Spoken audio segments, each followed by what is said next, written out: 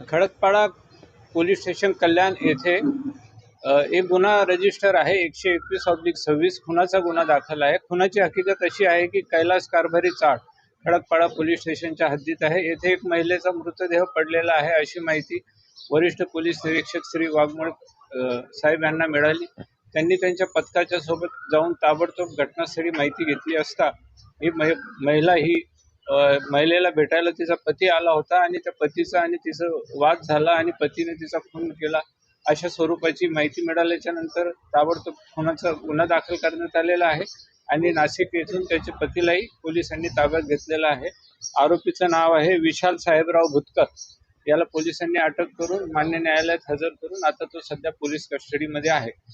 गुन्ह्याची हकीकत अशी आहे की बऱ्याच कालावधीपासून पती पत्नी हे विभक्त राहत होते। पती तिला घेण्यासाठी आला होता आणि पत्नीने परत जाण्यासाठी पतीसोबत नकार दिला। याच्यातून दोघांमध्ये वाद झाला आणि रागाच्या भरात पतीने तिला खाली डोकं आपटून तिचा खून केलेला आहे।